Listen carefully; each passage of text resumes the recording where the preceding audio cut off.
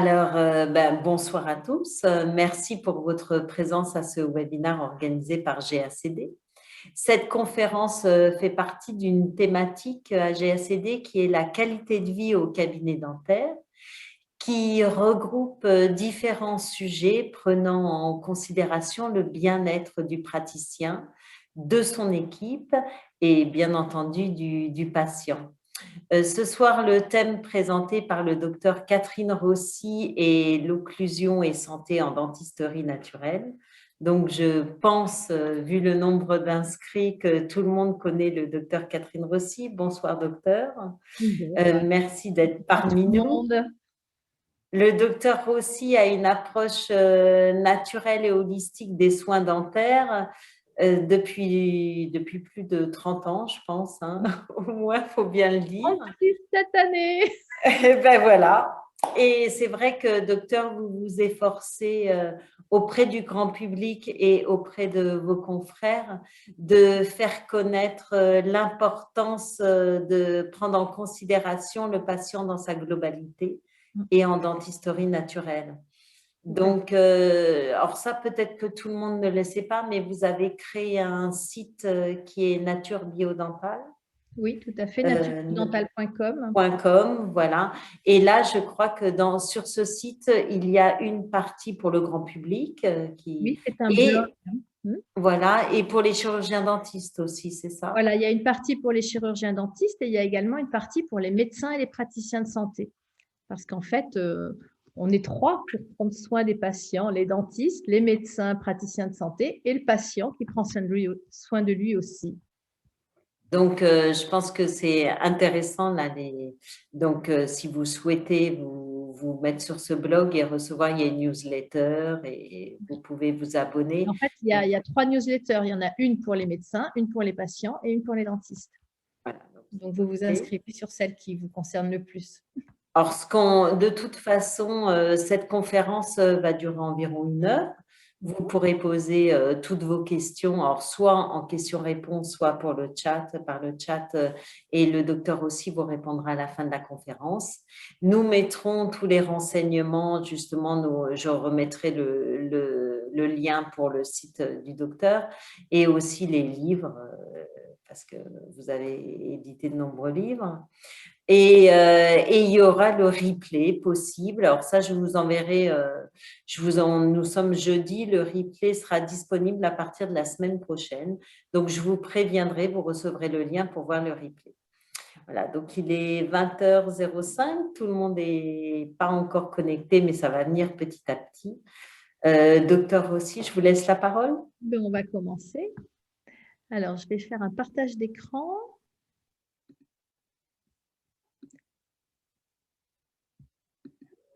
Voilà. Ah, alors, attendez, on est un petit... Voilà. Donc, l'occlusion dentaire, l'axe de la santé.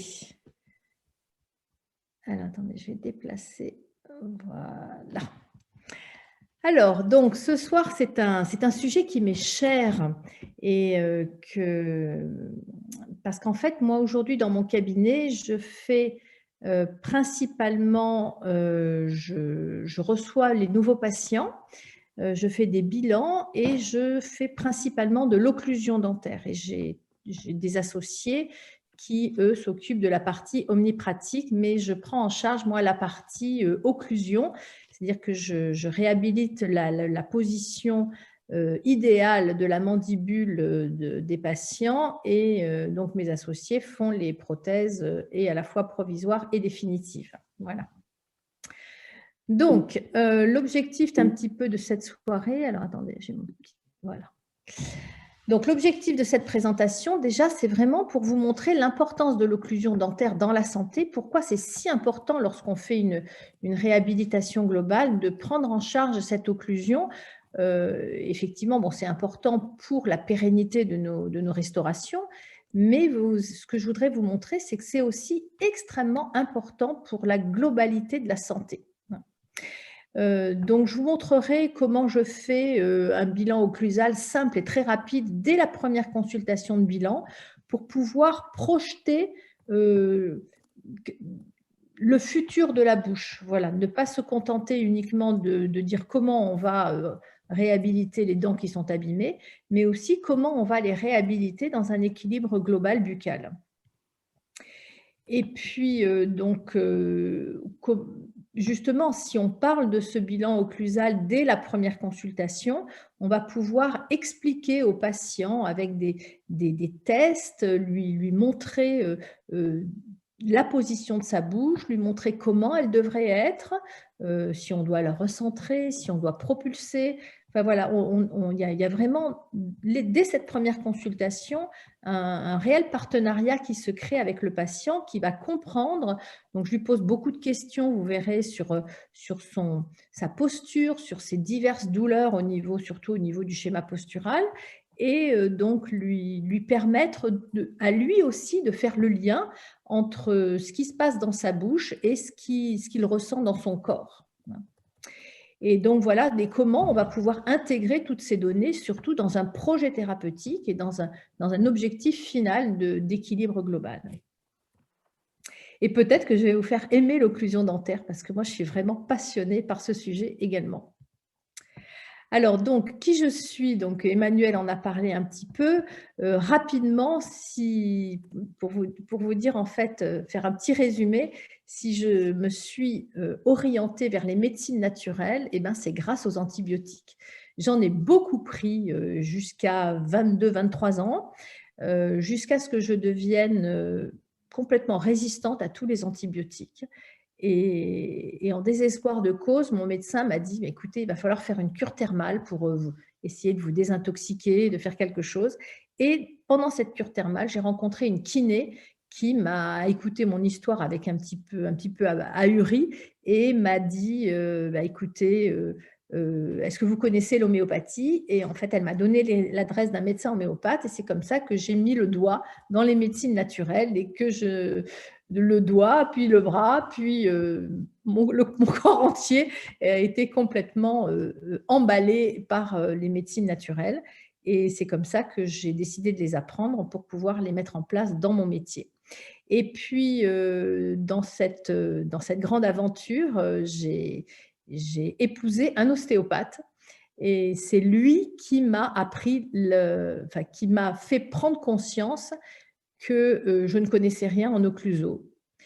Et parce que les ostéopathes ont une capacité à diagnostiquer l'occlusion de leurs patients, la qualité de l'occlusion de leurs patients, et leur diagnostic est tellement fin qu'ils sont capables de nous dire s'il manque de la dimension verticale, s'il y a une cuspide en surocclusion. Enfin, c'est très impressionnant.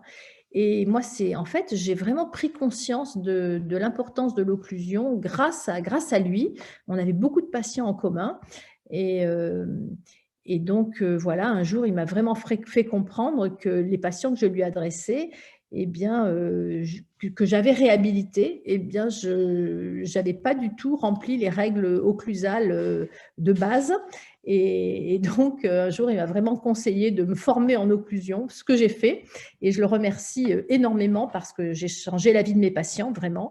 Et j'ai découvert une approche, ça m'a permis encore plus de traiter mes patients dans leur globalité. Donc voilà, donc gratitude pour mon ex-mari. Et puis donc, avec lui, j'ai fait de la posturo aussi avec Bricot à Marseille. Et puis, j'ai fait la dentosophie, j'ai fait avec Michel Monteau, j'ai fait l'OSB avec Rodrigue Mathieu, l'orthoposturodontie avec Michel Clausade. J'ai pas vraiment appris, mais enfin quand même pas mal survolé la RNO, réhabilitation neuro-occlusale avec Planas. Enfin voilà, donc ce sont des approches qui sont très globales et qui permettent de positionner notre patient dans la position idéale par rapport à leur schéma postural. Et puis en 2014, donc Emmanuel en a parlé, j'ai créé le blog naturebiodental.com, et en 2016, j'ai créé une formation pour les chirurgiens dentistes avec un livre de protocole, et dans lequel il y a des chapitres et des modules sur l'occlusodontie, bien sûr.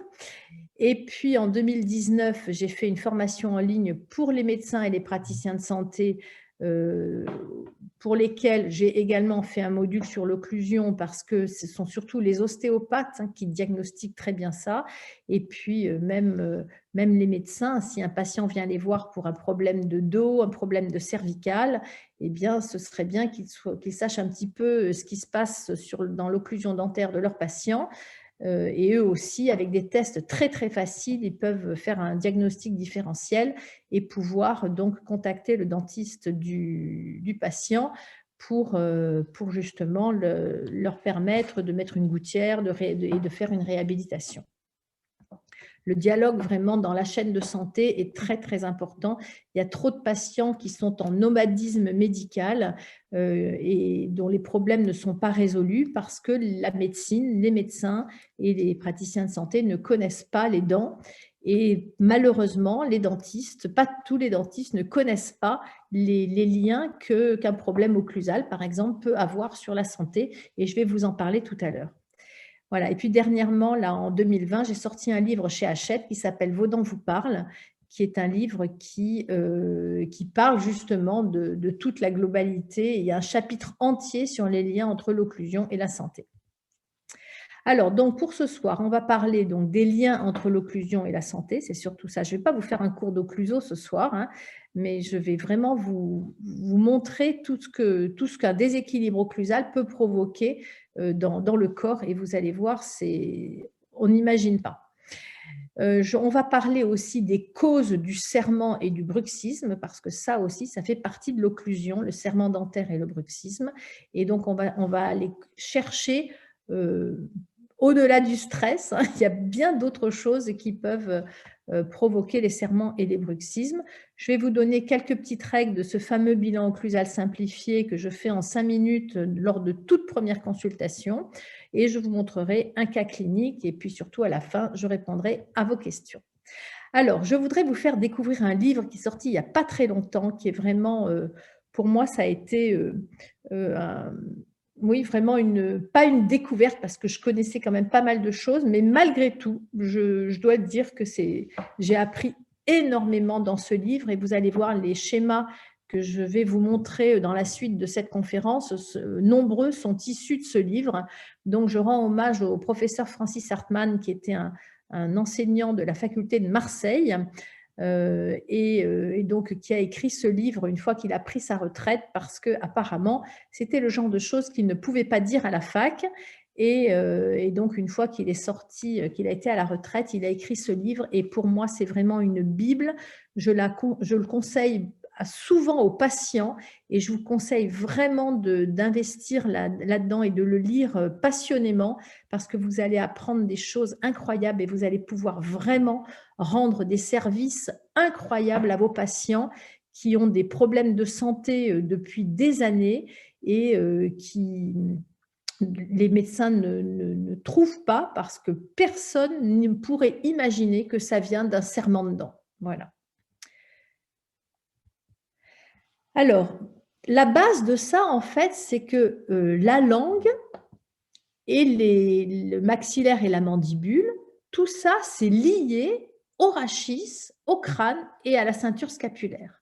Donc, c'est-à-dire que le moindre déséquilibre en bouche, la moindre surocclusion de l'épaisseur d'un cheveu peut se répercuter sur tout le schéma postural, justement par l'intermédiaire de ces ligaments et de ces muscles qui vont de la langue à l'osioïde, au rachis cervical, à la ceinture scapulaire. Tout la moindre déviation, la moindre surocclusion, la moindre fosse qui ne se fait pas bien, qui ne reçoit pas correctement la cuspide, ça a toujours des répercussions sur le schéma postural. Après, en fonction de la personne, elle compense ou elle ne compense pas. Et c'est là qu'apparaissent les douleurs, ou elle ne peut plus compenser au bout d'un certain moment. Donc là, on est là, c'est vraiment les muscles et l'osioïde qui font, qui régissent un petit peu tout cet équilibre. Donc, eh bien, on ne peut pas parler d'occlusion sans parler de ce fameux nerf trijumeau qu'on connaît tous bien. Et ce nerf trijumeau, il est en relation directe avec le complexe nucléaire trigéminal du tronc cérébral qui reçoit toutes les informations venant du trijumeau, des 3 branches du trijumeau. Et donc, au niveau de ce tronc, de ce complexe trigéminal, c'est un relais qui va ensuite relancer l'information au cerveau, au niveau du cervelet et au niveau de la moelle épinière. Voilà, donc ça, ce sont des schémas qui sont extraits de ce livre du professeur Hartmann. Et donc, bien sûr, donc voilà, à chaque fois qu'il y a une information donc inappropriée, parce qu'il faut comprendre que si l'occlusion est parfaite, ce qui est très très rare, mais enfin on espère que ça arrive un jour, bien en fait les nerfs envoient des messages au niveau de ce fameux complexe trigéminal et la diffusion, si vous voulez, de l'information se fait de manière passive. Maintenant, si les informations trigéminales sont inappropriées, tous les informations qui vont arriver au niveau de l'hypothalamus, du cervelet, du noyau du tractus solitaire ou de la moelle épinière vont envoyer des informations en excitation et ça va automatiquement se répercuter sur tous les systèmes qui sont en lien avec ces différentes structures nerveuses. Donc, c'est comme ça qu'on va pouvoir retrouver, je vous en mets quelques-uns ici, des fièvres prolongées inexpliquées, des vertiges, des troubles cardiaques, respiratoires, digestifs ou urinaires, et différentes contractions musculaires. Ça, ce sont les signes que l'on connaît le plus. Ça commence à devenir quand même connu que tout problème d'occlusion provoque des problèmes de cervicales, d'épaules, des lombalgies, des dorsalgies. Voilà, ça commence à être un petit peu connu, mais toutes les autres, en fait, c'est quand même assez nouveau comme concept. Alors voilà, donc là, c'est aussi donc ces signes qui sont rencontrés dans les dysfonctions crânio-mandibulaires, parce qu'il faut savoir que quand il y a un serrement de dents ou un grincement de dents, les réactions ne sont pas les mêmes si l'occlusion est équilibrée ou pas. Parce que faire un grincement de dents sur une occlusion déséquilibrée, c'est-à-dire sur une classe 2 ou une déviation mandibulaire ou des surocclusions iatrogènes, par exemple, eh bien, si la personne se serre des dents, eh bien, elle ne réagira pas de la même manière que si elle ne serre pas les dents. Voilà. Donc, là, vous voyez, il y a quand même, au niveau, déjà rien qu'au niveau de la face et de la partie haute du corps, les serrements de dents donc, ont des causes locales, avec les dents sensibles, des mylolyses. Sachez que les mylolyses sont dues à des problèmes d'occlusion et on retrouve des inconforts au niveau buccal, on peut même avoir des douleurs au niveau des sinus de type sinusite, alors qu'il n'y a pas du tout de sinusite, mais ça provoque quand même des inflammations. Au niveau des yeux, il y a des conséquences au niveau des yeux avec différentes douleurs, même des migraines ophtalmiques qui peuvent être dues à ces problèmes de serrement de dents avec ou sans problème d'occlusion. Il peut même y avoir, quand il y a des problèmes d'occlusion en plus, entre autres quand il y a des problèmes de latéralité, on peut trouver des troubles de convergence, des photophobies. Au niveau du crâne, tous les types de douleurs crâniennes également avec la névralgie d'Arnold. Donc, les douleurs se retrouvent un petit peu partout en fonction de chaque personne. Au niveau des oreilles, bien sûr, les acouphènes, c'est une des premières choses qu'il faut rechercher quand il y a des acouphènes, des vertiges, des sensations d'oreilles bouchées, des démangeaisons aussi, on a l'impression qu'il y a de l'eczéma à l'intérieur des conduits auditifs. Et puis, bien sûr, au niveau de l'ATM, hein, toute une série de claquements, de crissements, de luxations qui peuvent apparaître. Et puis, au niveau de la colonne vertébrale, on a toute cette chaîne dont je vous ai parlé tout à l'heure, de la nuque, des épaules, de dos et des lombaires, jusqu'aux problèmes de sciatique.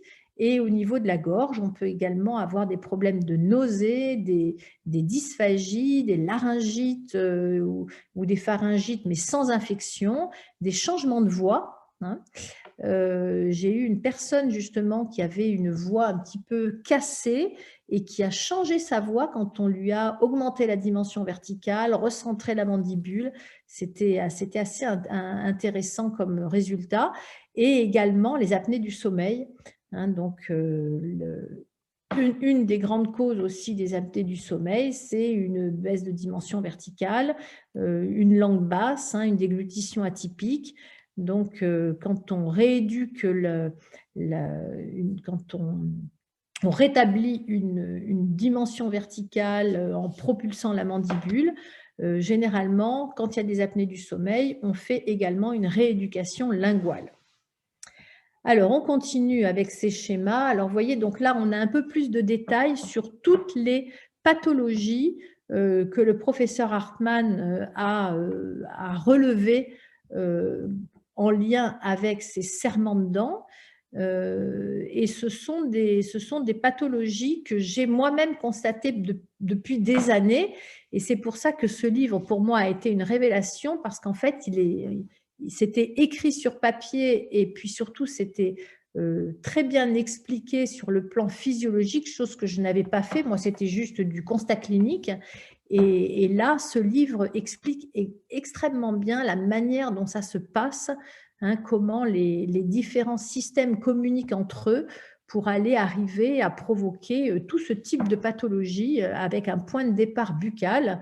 Donc, effectivement, vous avez les troubles de l'ATM, ça c'est évident, mais ensuite, ça peut aller jusqu'aux fibromyalgies.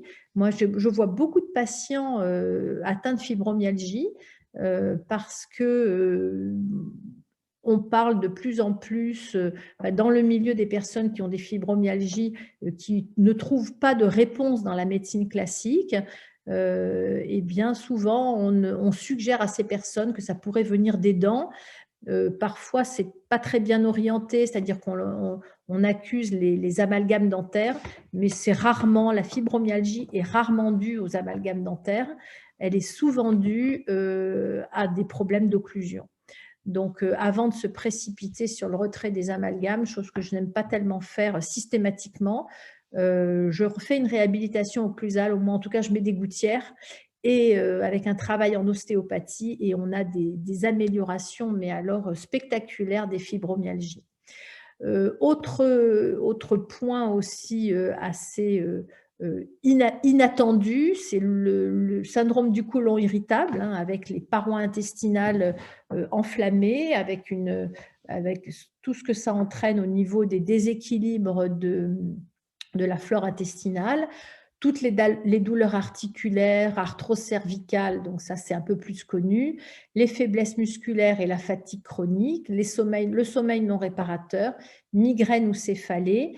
On a même des tachycardies et des arythmies, des problèmes cognitifs, des problèmes de mémoire qui sont souvent dus en association avec des problèmes de mastication, hein, parce qu'on sait très bien depuis longtemps que la mastication participe à un bon système cognitif et améliore la mémoire.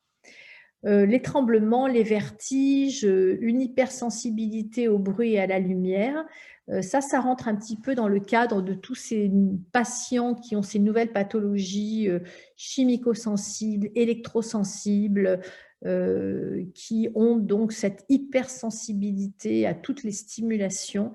Et donc ces personnes, très souvent, parce qu'elles sont tellement épuisées par ces réactions qu'elles ont à tous les polluants, autant chimiques, physiques qu'électromagnétiques. Donc ces personnes se mettent à serrer des dents et ça aggrave tous leurs symptômes. Il y a aussi des problèmes de sudation nocturne. hein. Donc, souvent, c'est la nuit que ces personnes serrent des dents et ça stimule le système sympathique et ces personnes peuvent se retrouver avec des sudations extrêmes, surtout dans des périodes aussi de stress et des règlements hormonaux également, hein, c'est jamais dû à une seule cause, hein, tous ces symptômes, mais parfois il suffit de mettre une gouttière pour que les symptômes disparaissent, même si les autres causes n'ont pas trouvé de solution. Un besoin fréquent d'uriner avec des crises de cystite, la nausée, des températures corporelles instables, une variation de poids, une anxiété généralisée et, encore plus surprenant, des problèmes de stérilité. Donc, vous voyez, c'est quand même énorme et je vous assure que quand j'ai lu ça, j'avais déjà retrouvé pas mal de ces symptômes depuis que je regardais mes patients un petit peu dans leur globalité. Et vraiment, c'est très important autant pour les médecins que pour nous, dentistes, de connaître tous ces liens. Alors, quelles sont les causes du serrement de dents et du bruxisme?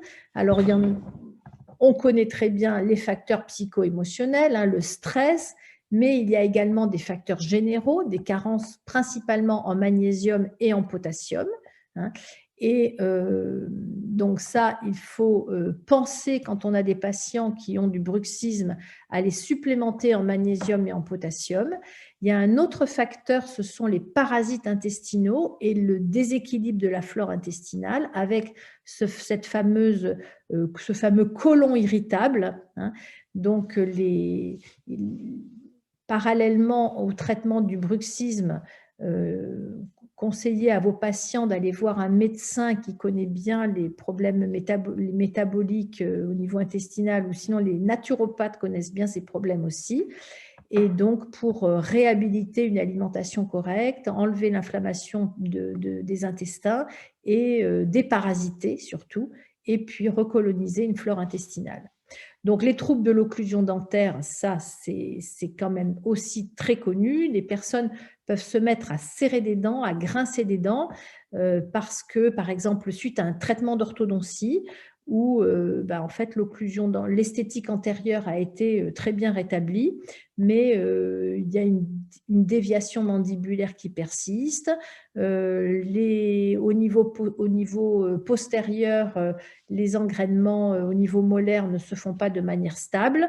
Donc, la nuit, le cerveau étant intelligent, va se mettre à grincer des dents pour user la cuspide qui gêne ou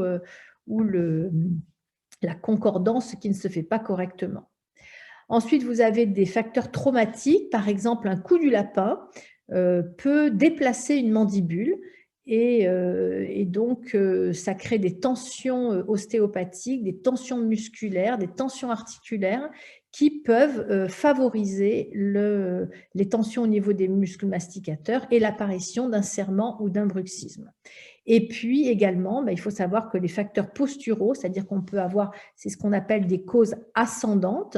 Donc, il peut y avoir une très bonne occlusion dentaire et puis un jour, il y a un choc, par exemple une chute sur le coccyx et les personnes vont vous dire « je commence à avoir mal à une dent, j'ai l'impression que ça ne s'emboîte pas très bien ».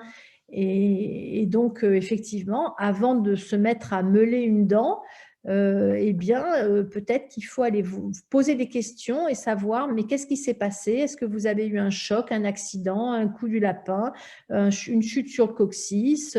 Est-ce que vous avez des problèmes intestinaux? Est-ce que vous avez changé votre alimentation? Est-ce que vous avez eu du stress? Et tout ça est à prendre en considération avec une gouttière avant de se mettre à vouloir retoucher une petite surocclusion, même si ça paraît évident lors de la première consultation. Et il vaut mieux aller voir tout ce qui se passe en périphérie et mettre une gouttière. Hein, donc, je vous montrerai le type de gouttières avec lesquelles je travaille. Et donc, le fait de mettre la gouttière, on travaille en ostéopathie et on travaille sur tous ces facteurs. Et parfois, vous verrez bien que l'occlusion n'est plus du tout la même après que tous ces facteurs aient été pris en considération. Donc, voici ce bilan occlusal simplifié dont je vous parle, que je fais systématiquement lors du premier bilan. Donc, à chaque fois que je vois un nouveau patient, je le vois pendant 1 heure et je fais donc un bilan dentaire parodontal classique et je fais donc ce fameux bilan occlusal pour savoir, lors de la réhabilitation globale, est-ce que je dois prendre l'occlusion telle qu'elle ou est-ce que je dois transformer l'occlusion pour la remettre dans une position physiologique pour le patient et faire en sorte que sa réhabilitation globale dentaire lui permette aussi d'aller mieux au niveau de sa santé et au niveau, en tout cas, de son schéma postural et oui, puis même de sa santé générale, puisqu'avec tout ce que je vous ai dit avant, vous comprenez bien toutes les conséquences qu'une réhabilitation occlusale va avoir. Donc, je vous mets ici en photo le livre de l'arcade dentaire humaine de Maurice Créteau, qui était mon prof à la fac de Toulouse. Et je vous conseille vraiment de faire comme j'ai fait il n'y a pas très longtemps, en fait, de me remettre le nez dans l'occlusion, dans l'anatomie dentaire pour savoir exactement où est la fosse, où est la cuspide, où est la pente glissante, voilà, pour pouvoir bien revisualiser quand on reconstitue une dent, quand on fait des ajustements occlusaux, d'avoir vraiment dans la tête le relief physiologique de la dent et savoir où doivent se positionner les points de contact. Et ça, c'est vraiment très, très important si vous voulez vraiment vous former en occlusodontie. Vous devez connaître l'anatomie sur le bout des doigts et avoir vraiment tous les points de contact et toutes les sillons et les cuspides et les bosses et tout ça doit être parfaitement intégré au bout de vos doigts, au bout de votre turbine. Donc effectivement, ce bilan global occlusal simplifié ne peut se faire que dans le cadre d'un bilan global systématique. Sinon, c'est difficile si on ne travaille qu'en urgence avec des rendez-vous de 10 minutes ou ou même d'une demi-heure, de pouvoir englober tout ça. Donc, il faut vraiment prendre le temps d'un bilan global pour notre patient et c'est à l'intérieur de ce bilan global qu'on fait ce bilan occlusal simplifié. Je voudrais vous parler aussi d'un signe, ce qu'on appelle un signe pathognomonique. Quand un patient vous parle de douleurs nocturnes et matinales, par exemple, il vous dit « oui, j'ai mal au cervical la nuit, j'ai mal au dos la nuit, il va falloir que je change mon matelas, et puis je me réveille le matin avec une lombalgie et je sors du lit à 4 pattes, ou j'ai mal à la tête le matin au réveil, ou… voilà, qu'est-ce qu'il peut vous dire encore? J'ai une douleur dans le pied le matin au réveil. » Eh bien, s'il vous dit que, voilà, après une fois qu'il est debout, qu'il commence à marcher, qu'il commence à bouger, voilà, tout ça disparaît, c'est très souvent un signe pathognomonique d'une origine bucco-dentaire. Et ça, c'est très bien expliqué dans le livre du professeur Hartmann et je vous laisse le découvrir. Mais sachez que vous devez rechercher ces douleurs nocturnes et matinales pour vous dire « ah, là, j'ai peut-être quelque chose à faire au niveau occlusal ». Voilà, hein, donc je vous disais, bien connaître l'anatomie dentaire pour pouvoir la reconstituer au mieux. Donc ça, c'est du classique, la classe 1, la classe 2, la classe 3. Alors la classe 2 division 1 et la classe 2 division 2, je vous les ai mises parce que moi, je les ai toujours confondues. Et donc, je pense que c'est bien, je ne dois pas être la seule à pas très bien me souvenir de ces fameuses divisions des classes 2. Voilà. Donc ça, c'est intéressant déjà, lors de ce bilan occlusal simplifié, de savoir dans quelle classe est notre patient. Parce que souvent, au niveau des classes 2, eh bien, on se rend compte qu'il faut très souvent propulser la mandibule en augmentant la dimension verticale. Il ne faut pas uniquement augmenter la dimension verticale, il faut propulser en même temps. Hein. Donc ça, on le fait grâce à des gouttières et je vous montrerai comment je fais. Et les classes 3, il faut également savoir que parfois, ce sont des fausses classes 3. C'est-à-dire que comme vous voyez comme ça, vous avez l'impression que c'est une classe 3, mais en fait, la mandibule a une taille tout à fait normale, c'est le maxillaire qui ne s'est pas assez développé. Et donc, bon, c'est vrai que chez l'adulte, c'est toujours un peu compliqué, mais si on a la chance de voir des enfants qui commencent à faire des débuts de classe 3, on peut très vite stimuler la croissance du maxillaire, justement pour éviter qu'une fausse classe 3 s'installe. Alors, ensuite, ce bilan occlusal simplifié, il voit un petit peu la bouche dans les 3 sens de l'espace. Donc, il faut voir si on est en supracclusion. Voilà la photo du haut. Si on est en béance, s'il y a des surocclusions, vérifier s'il y a un frein lingual court, parce que parfois, justement, et ça c'est ce qui arrive dans les fausses classes 3, c'est que très souvent, il y a une déglutition atypique et il y a un frein trop court, si bien que la langue ne peut pas se positionner au niveau du palais et donc la croissance interne au niveau du maxillaire, grâce à la langue, n'a pas pu se faire à cause de ce frein court. Donc, c'est très important et même chez l'adulte, on peut faire des frénectomies et je peux vous assurer que tout d'un coup, la langue, on fait une rééducation, bien sûr, la langue se positionne au palais et grâce à des gouttières qui vont agir dans le sens de l'expansion, on va pouvoir gagner en expansion au niveau du palais.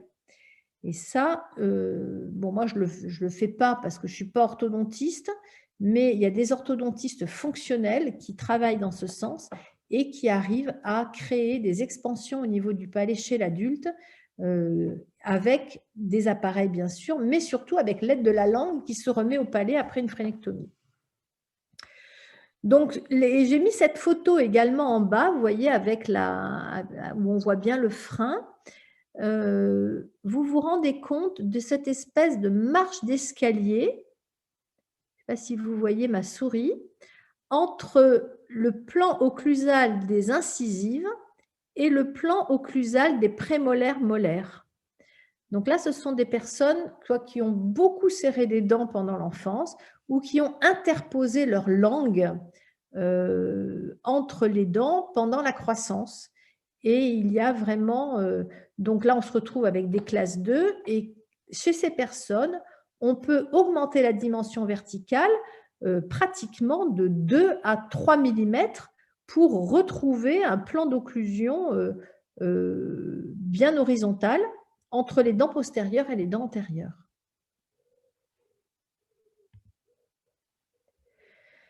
Donc, il faut aussi faire très attention à ce fameux plan médian, l'alignement des points incisifs, mais surtout l'alignement des freins, donc du frein labial antérieur et du frein labial inférieur.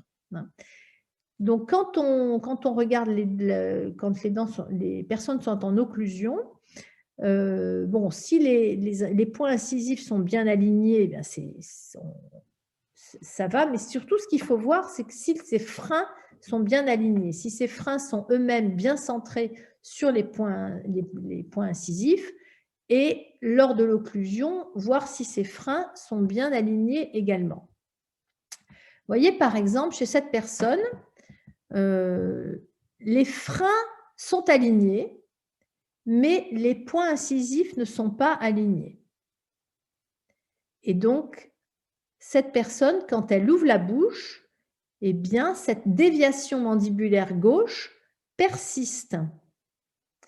Mais en fait, là, vous voyez, cette personne a une cale, et je vous montrerai son cas clinique tout à l'heure, parce qu'en fait, au départ, elle avait une déviation encore plus importante que ça, et ses freins étaient déviés. Donc, on a recentré lors du traitement, j'ai augmenté la dimension verticale et j'ai recentré les freins. Donc, c'est très important que ce soit les freins qui soient recentrés. Et donc, ce qu'il faut savoir, c'est est-ce que l'on doit recentrer ces freins ou est-ce que l'on ne doit pas les recentrer? Et je vous montrerai ça tout à l'heure. Alors, attendez, non, je vais vous le dire tout de suite. si les freins ne sont pas alignés, il faut faire ouvrir la bouche au patient. Si les freins se réalignent lors de l'ouverture buccale, ça veut dire qu'il va falloir réaligner les freins dans notre position finale. Maintenant, si les freins ne se réalignent pas, eh bien, il ne faudra pas réaligner les freins. Ça veut dire que la déviation mandibulaire est fonctionnelle. Il y a une branche mandibulaire qui s'est développée plus qu'une autre. Voilà, on va en reparler tout à l'heure, j'ai des exemples cliniques. Ensuite, donc, il faut faire un point sur les articulés croisés. Donc, vous voyez là à gauche, au milieu, hein, c'est uniquement sur une dent. Et là, complètement sur la droite, vous avez des articulés en ciseaux. Et là, on a quand même un problème important à ce niveau-là. On se demande d'ailleurs comment les gens peuvent vivre pendant des années comme ça, sans se rendre compte qu'ils ne peuvent pas mastiquer. Je trouve que les patients ont un potentiel d'adaptation incroyable. Voilà. Hop, vous voyez là, cette photo-là est quand même assez impressionnante. Hein.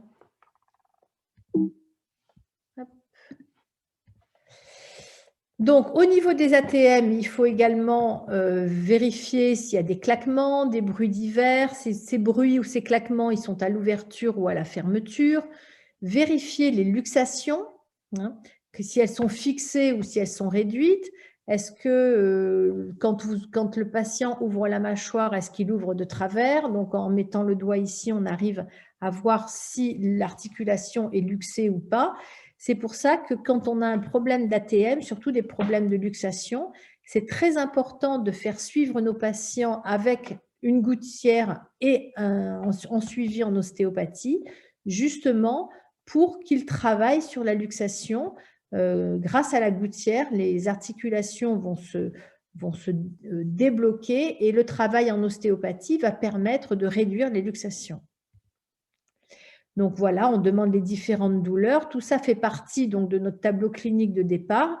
Et l'objectif, c'est au fur et à mesure, bien sûr, que le traitement avance, et bien, vérifier que tous ces symptômes s'améliorent, voire disparaissent.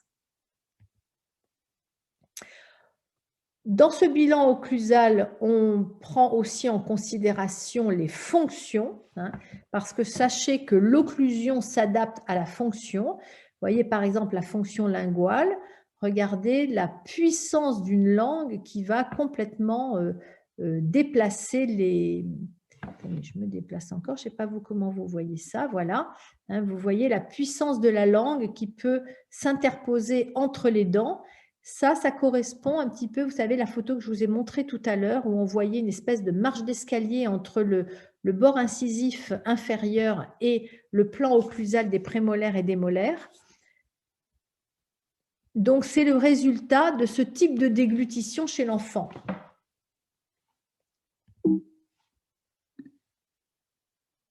Voilà, donc au niveau de la langue, regardez bien la déglutition, la mastication, posez des questions, les gens, demandez-leur s'ils mastiquent à droite, s'ils mastiquent à gauche, s'ils mastiquent bien leurs aliments, parce que parfois, voilà, c'est avalé aussi vite mis dans la bouche, aussi vite avalé.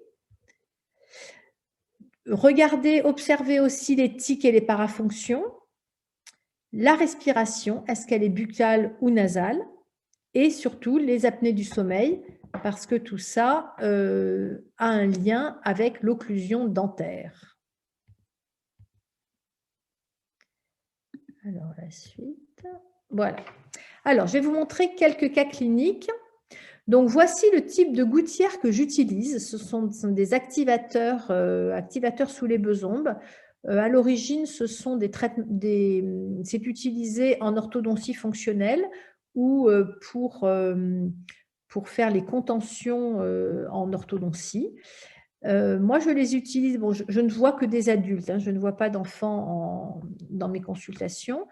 Donc, systématiquement, toute personne qui a un problème d'occlusion, eh bien, je lui fais porter ce type de gouttière pendant 6 mois. Donc, ça se porte uniquement la nuit. La personne donc met sa gouttière la partie en V et la partie supérieure. Les incisives du bas, donc la mandibule se propulse, les incisives du bas vont s'emboîter dans la partie antérieure de la gouttière et généralement, les prémolaires et les molaires sont en sous-occlusion, sont dans le vide, hein, ce qui va permettre leur égression pendant la nuit. Donc, c'est un traitement vraiment de choix pour toutes les classes 2 que l'on voudrait réhabiliter, où on voudrait propulser et remonter la dimension verticale. C'est vraiment un traitement extraordinaire. Donc, si les personnes ont les dents saines, qu'il n'y a aucune prothèse, et généralement chez des personnes jeunes, porter ce type de gouttière pendant 2 ans à peu près permet vraiment d'arriver de passer d'une classe 2 à une classe 1, augmenter une dimension verticale de 2, 3, voire 4 mm parfois, et de propulser la mandibule. Donc la langue se positionne au niveau du palais, donc ça fait en même temps une rééducation linguale. La personne ne peut pas respirer par la bouche avec cet appareil, donc ça rééduque la respiration nasale. Donc, et les personnes peuvent mâchouiller un petit peu sur cet appareil, donc ce qui stimule la mastication. Donc on travaille, c'est un appareil vraiment fonctionnel qui travaille sur toutes les fonctions et ça permet également pendant toute cette période de traitement que l'ostéopathe puisse travailler sur toutes les chaînes musculaires et il a une action sur le corps qu'il ne pouvait pas avoir avant le port de cette gouttière. Donc, vous pouvez très bien faire des gouttières mandibulaires, mais l'avantage de cette gouttière, c'est qu'elle agit aussi sur la position des dents, elle recentre la mandibule, elle propulse la mandibule et elle est active sur les dents. Alors qu'une gouttière mandibulaire n'est pas du tout active, elle va juste déconnecter un contact entre les dents du haut et les dents du bas, permettre de soulager des douleurs posturales, mais ensuite, il y aura vraiment un travail de prothèse pour remettre les dents dans la bonne occlusion, alors qu'avec ce type d'appareil, on a quand même une action sur les dents. Donc, par exemple, si les personnes elles ont des petits encombrements sur les dents antérieures, eh bien, les dents vont s'aligner. Donc, elles auront eu en même temps un traitement d'orthodontie, en même temps que leur réhabilitation occlusale.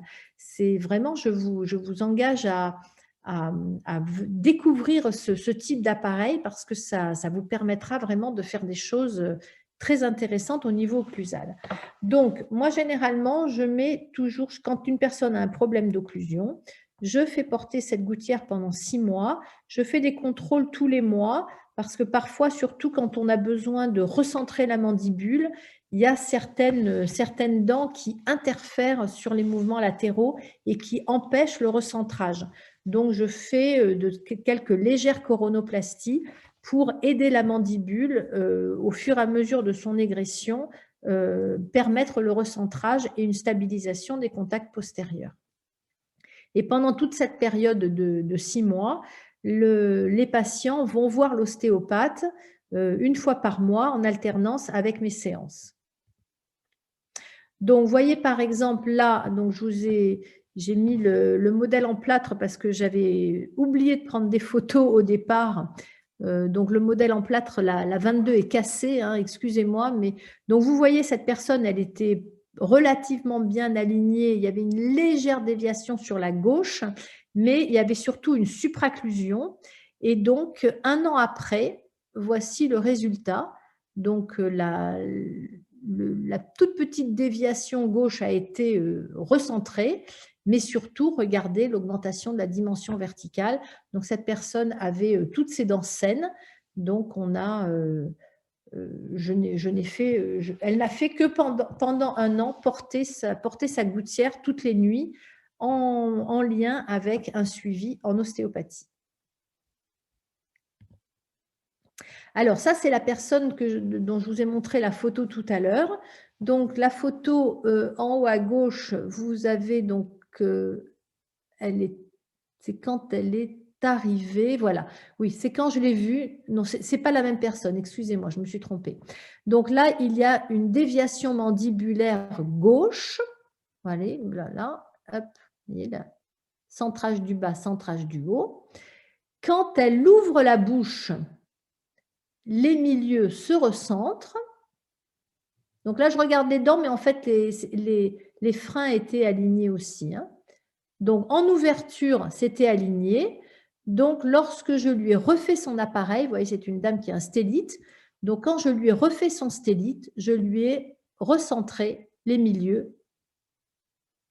Voilà. Donc, les milieux sont recentrés et j'ai refait les stélites avec la bonne occlusion.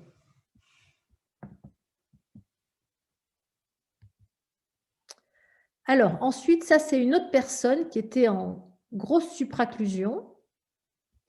Bon, là, elle avait des bridges à refaire en postérieur. Donc là, elle a porté cet activateur qui a une forme un petit peu différente. Celui-là, il va un peu plus s'adapter aux classes 2. L'autre, c'était pour les classes 1.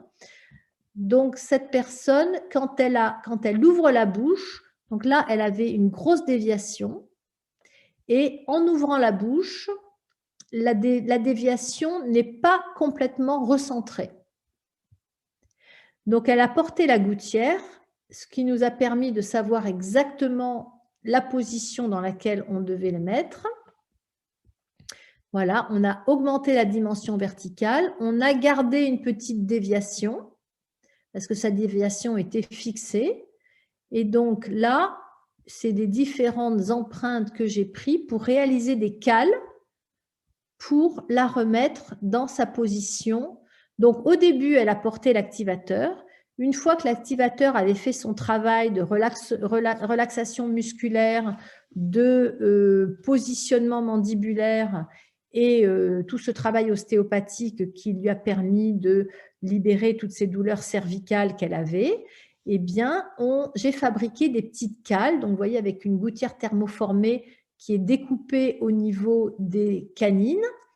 On rajoute de la résine sur la cale en thermoformée. Voyez, après, on fait fermer dans la position qu'on a déterminée. Et en fait, ce qu'il faut que vous sachiez, c'est que quand ces personnes ont porté ces activateurs pendant 6 mois, vous les repositionnez comme ça d'une manière extrêmement facile. C'est-à-dire que la personne est détendue et elle va directement se mettre dans sa position de confort en propulsion et avec la bonne dimension verticale. Donc après, c'est un petit coup de main, un petit peu d'habitude, mais généralement, on arrive très facilement à les repositionner. Donc, vous voyez, on fait la cale. Donc, je ne vous l'ai mis que d'un côté, mais j'ai fait la même chose de l'autre côté. Voici les cales. Donc, ce sont des gouttières thermoformées dans lesquelles je rajoute de la résine, un petit peu à l'intérieur pour qu'elles soient bien calées, qu'elles tiennent bien en bouche. Et ensuite, on en met par-dessus pour faire un petit peu une occlusion un peu comme un Lego. Alors, au début, la cale, elle cale vraiment, c'est-à-dire que la personne, elle emboîte ses cuspides antagonistes, elle n'a pas le choix de position. Et puis, au fur et à mesure que les contrôles, généralement, les personnes portent les cales pendant 3 mois, le temps qu'elles s'habituent à cette nouvelle dimension verticale, que leurs mandibules viennent de manière spontanée se mettre en propulsion et avec cette nouvelle hauteur, qu'elles retrouvent ces repères de position de repos. Et donc, petit à petit, à chaque séance, donc vous voyez, au début, on a carrément des petits trous qui font un peu comme un Lego. Et puis, au fur et à mesure que les contrôles avancent, je resculpte et je resculpte vraiment un vrai relief dentaire. Voilà, hein, donc là, on a, ça c'était au début et ça c'est aujourd'hui. Donc là, malheureusement, je n'ai pas bien tiré et je n'ai pas pu reprendre la photo. Je suis désolée, mes photos ne sont pas extraordinaires. Mais vous voyez quand même la dimension verticale qu'on a augmentée donc au début et à la fin. Voilà un autre cas. Donc, ce monsieur aussi, donc il avait une classe 2, une grosse supraclusion. il a porté la gouttière, on a fait des cales et à la fin, voici sa nouvelle dimension. Donc lui non plus, on n'a pas recentré les milieux parce qu'à l'ouverture, il ne recentrait pas. Donc il n'a pas voulu que je refasse ses dents devant parce qu'il était tellement préoccupé par ses douleurs posturales qu'il voulait absolument qu'on lui rétablisse son occlusion postérieure. Et puis ensuite, dans un deuxième temps, une fois qu'il s'est senti très bien avec ses dents postérieures, il a accepté qu'on lui refasse quelque chose de plus joli devant. Voilà, donc voici les cales vues de dessus. Et alors après, une fois que le patient se retrouve, je vais peut-être revenir en arrière, hein, donc voilà, là le patient est avec ses cales. Et les cales, on les fait toujours sur des prothèses provisoires, c'est-à-dire que pendant que les 6 mois où le patient porte sa gouttière, tous les soins dentaires sont faits. C'est-à-dire que si on doit reprendre des traitements de racines, si on doit refaire des couronnes, voilà, tout ça c'est fait pendant cette période-là. Et, toutes les prothèses, donc les traitements de racines sont faits, les ancrages sont faits et les prothèses provisoires sont faites. Si bien que quand on arrive au stade des cales et au stade des empreintes, c'est-à-dire ici, les dents sont prêtes pour faire les empreintes. Voyez? Donc, on se sert des cales pour faire un enregistrement d'occlusion. Donc, d'abord, vous voyez, je fais un enregistrement d'occlusion sur les cales. Ensuite, je coupe le futard. Ça, c'est du futard hein, qui est là. Ensuite, je découpe le futard d'un côté. J'enlève les couronnes provisoires et je rajoute du futard d'un côté. C'est-à-dire que d'un côté, il y a le futard sur les cales et de l'autre côté, il y a le futard qui est, vous voyez, attendez, j'enlève ça, tac, le futard qui est posé sur les moignons qui sont prêts à prendre les empreintes. Donc, vous voyez, là, j'ai mis de l'expasil pour faire pour la gencive.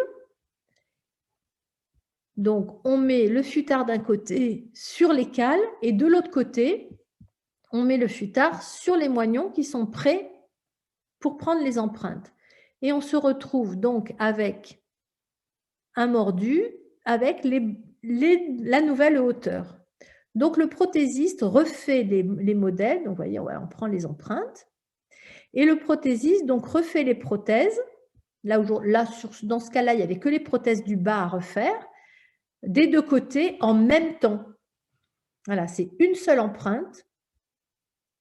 Et on refait les prothèses des deux côtés en même temps.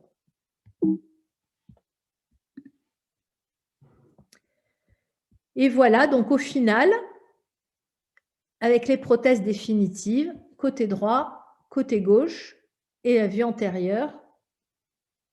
Et ces prothèses antérieures qui ne sont pas très jolies, mais j'espère qu'on les refera un jour. Voilà.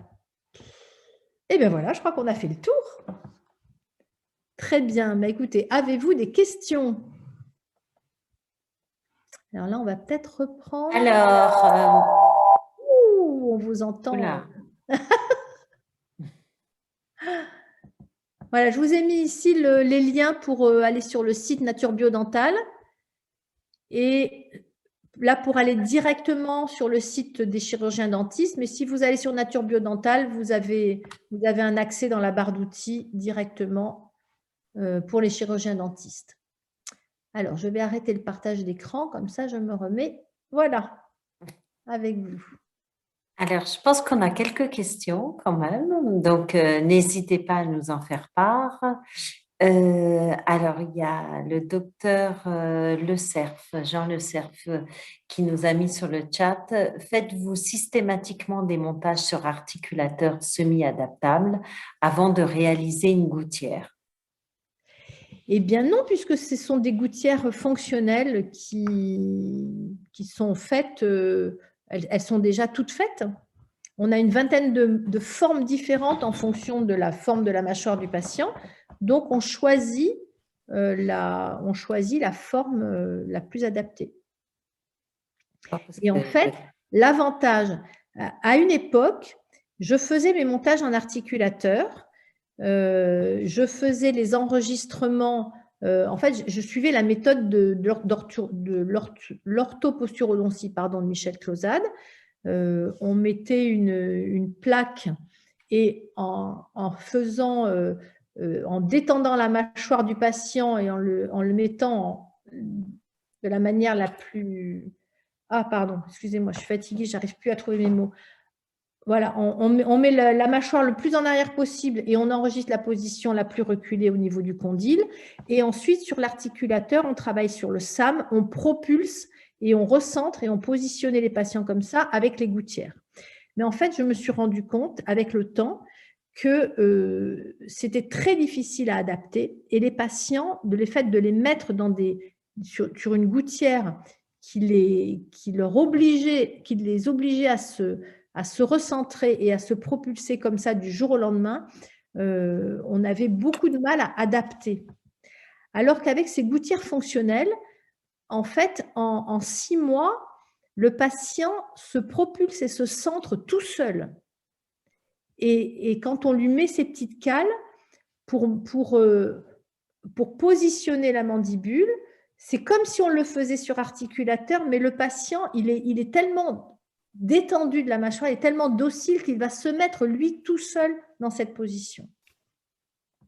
Donc en fait, je suis arrivée à un stade où maintenant je ne mets plus en articulateur, je fais mes cales directement en bouche.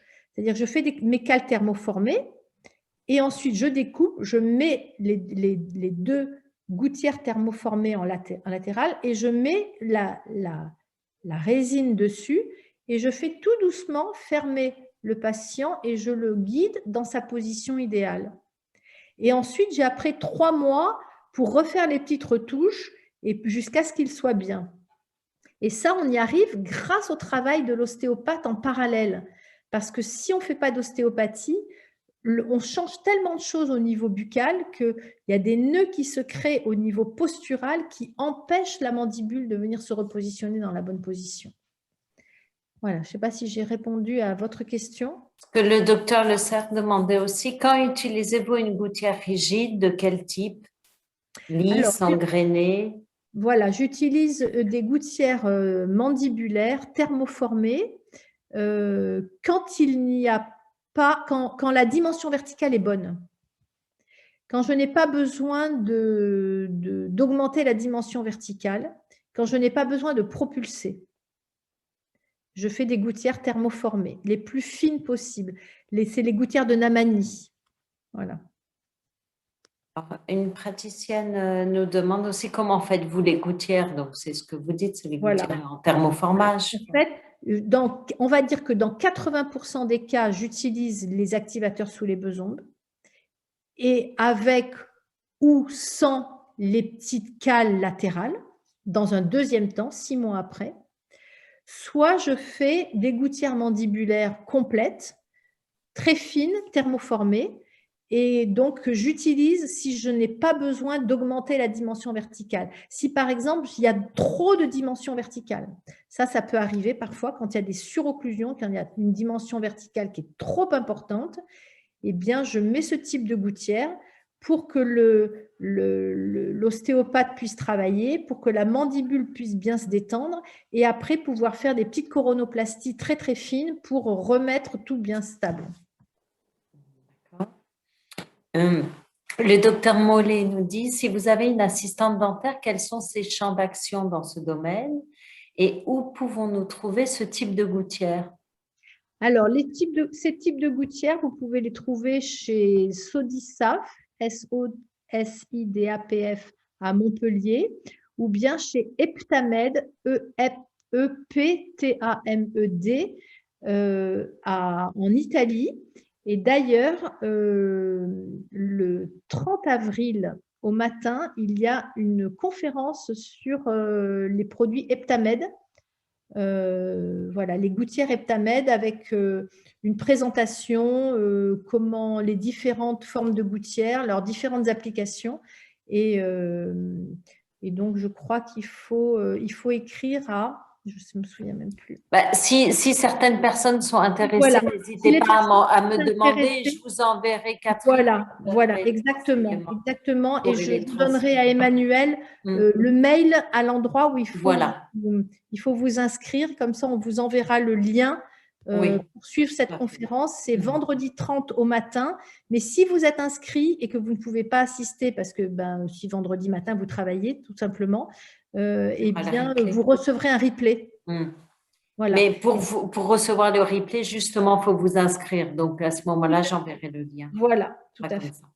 Le docteur Levent me dit « Que faire quand les dents sont totalement abrasées en ras de gencive au niveau antérieur ?» Bon, et bien là, de toute façon, on fait la gouttière, l'activateur. Moi, je fais l'activateur. Ensuite, je reconstitue, je mets une gouttière dans un deuxième temps, hein, mais toujours l'activateur. Parce qu'en fait, il faut comprendre qu'une personne qui a des dents complètement abrasées, elle a tout son système musculaire et articulaire qui est lésé. Donc, il faut repositionner, il faut lui retrouver une position de repos. Et on ne peut pas présumer de ce qu'étaient ses dents et de comment elles devraient être aujourd'hui sans prendre en considération toutes les tensions et les adaptations qui se sont faites au niveau tendineux, musculaire et squelettique même. Donc, il y a toute la richesse de ces activateurs, c'est qu'ils vont recréer un environnement fluide.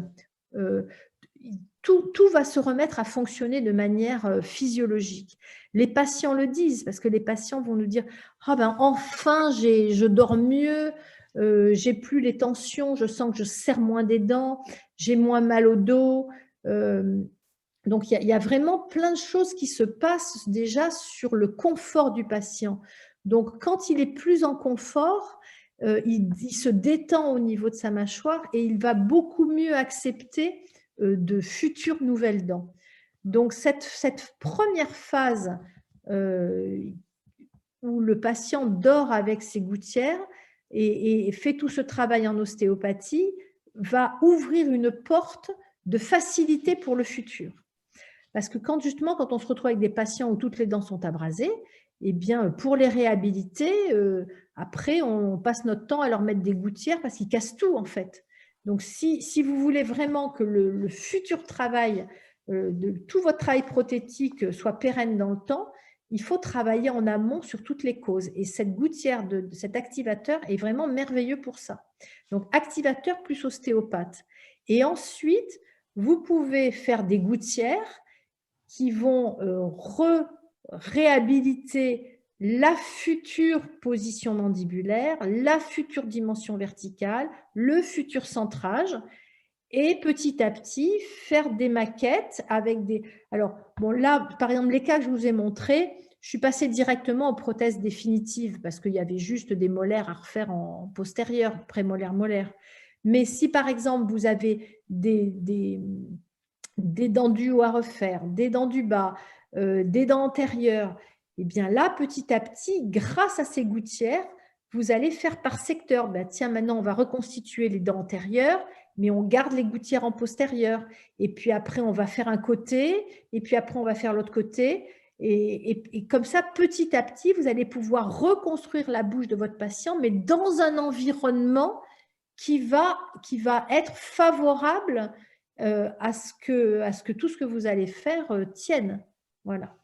Parce qu'effectivement, ces personnes qui serrent des dents, il faut travailler sur tout leur schéma postural, mais il faut absolument travailler sur toutes les causes dont je vous ai parlé lors des premières diapos que je vous ai montrées. Ça, c'est super important. Sinon, vous allez passer votre vie à réparer des prothèses qui vont se casser. Et non seulement vous ferez un confort buccal à votre patient, mais vous allez lui changer sa vie parce qu'il va rajeunir de 20 ans. Pas négligeable. Hein? C'est pas négligeable. Intéressant. Le docteur Béalem Collin nous dit comment faire si le patient ne supporte pas la gouttière la nuit, car il ne peut pas respirer uniquement par le nez, quoi. Alors, il faut savoir que si vous voulez que le patient soit réhabilité correctement, il faut que ses fonctions soient bien réhabilitées.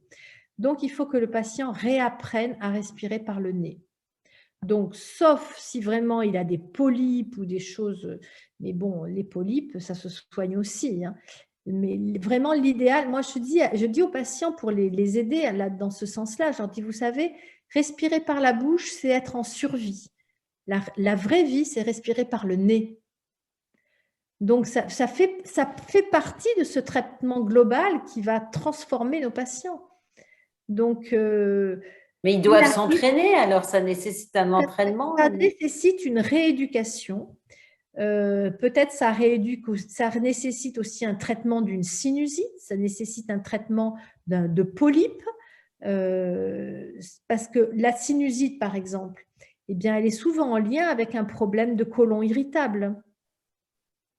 En médecine chinoise, on dit que les sinus, c'est la poubelle du gros intestin. Donc, en réhabilitant l'intestin, en enlevant l'inflammation de la paroi intestinale, en recréant de la flore intestinale, en travaillant sur la constipation et sur tous les problèmes de digestion, eh bien, on va permettre à nos patients de mieux respirer, de libérer leur sinus. Vous voyez, c'est vraiment de la médecine globale, hein. Alors, je regarde les questions. Mais effectivement, alors il y a une autre chose aussi. Moi, j'ai certains patients qui ont du mal à supporter la gouttière et eh bien, l'ostéopathie leur permet de mieux la supporter. C'est pour ça que je dis toujours aux patients qui portent ces activateurs, quand ils vont voir l'ostéopathe, je leur dis apportez la gouttière à l'ostéopathe et l'ostéopathe, à la fin de son soin, il met la gouttière dans la bouche du patient et il retravaille au niveau ostéopathique avec la gouttière en bouche. Parce que la gouttière, elle préfigure, en tout cas au niveau ostéopathique, le futur de la bouche. Et donc, si les personnes ont du mal à supporter la gouttière la nuit, l'ostéopathe, normalement, en faisant, je ne sais pas quelle manipulation magique, mais en tout cas, les patients après arrivent mieux à porter la gouttière la nuit.